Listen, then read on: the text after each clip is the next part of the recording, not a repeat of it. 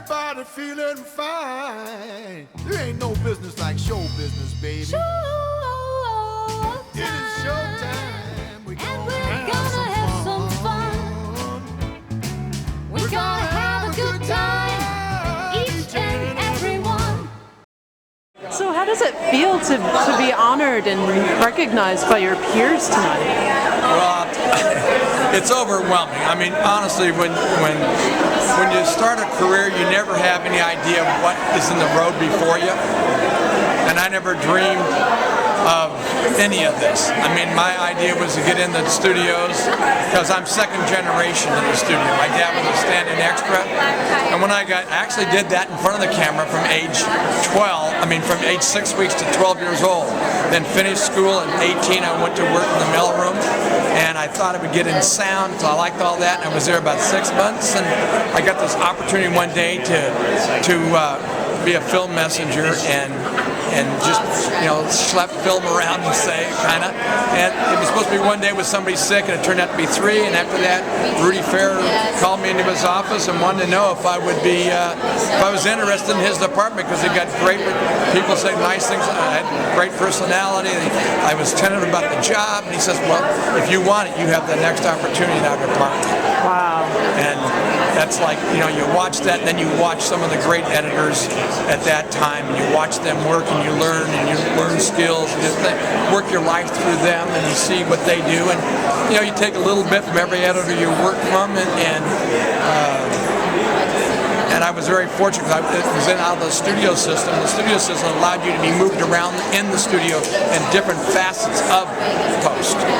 And I think that when I had my opportunity to become an editor, I think understanding how sound, the sound effects, the music worked in the film, that I was editing knowing that this was, I knew in my mind, I could visualize how they were going to take what I have and how they're going to make it. So I understood how it all goes together. And Clint says to me all the time, you're too technical. I said, well, sir, part of creating is technical, because there are certain things that are not technically right, won't work. So I got to make that work. But the art is first, and then I'll work the technical part out. I got to be an extra on Mystic River, so I got to see Clint. Yeah, I got to see him direct. Yes. And he has such a quiet nature on the set. What is it like working with him in the editing room when you're? It's the same thing. It's very. He's done so many films now as a director, actor, and just directing, that he understands what's going on.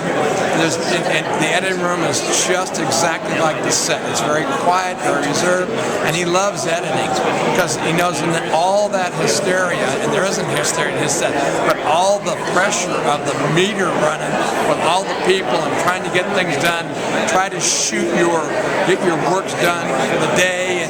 But in editing, now we can relax, we can enjoy ourselves, but we still cut the films like this. I mean, he comes in and basically after we got the first edit together, within a week he's made his major changes and we're done.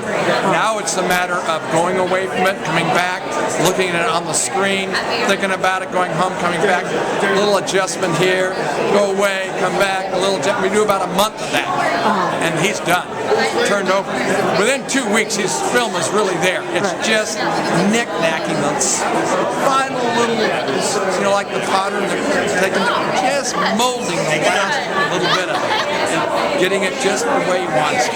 Very nice. But he's very confident, and he's done a lot of films, so he's confident, and it's experience. It's just like I'll tell you, an editor coming up, they get their first show. I remember being an assistant, and then when he finally gave me the opportunity in 1984 when Ferris retired, and I sat down and I said to myself, well, see, beforehand I could cut scenes, and I could hand it to him, and he'd kind of critique him or say, do this or do that.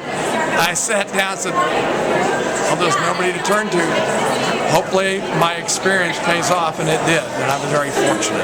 And let me ask you one last question, because I'm sure you're anxious to get in there and the evening's mingle. fine. I don't need that. Having the opportunity to work over the last 30 plus 7 years with Clint. 37 years. Outlaw Josie Wales. Outlaw Josie Wales, my very first film with him.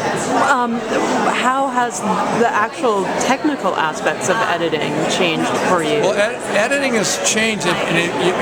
He's from the school of John Ford, and if you go back and look at the films, there wasn't a lot of coverage and angles, and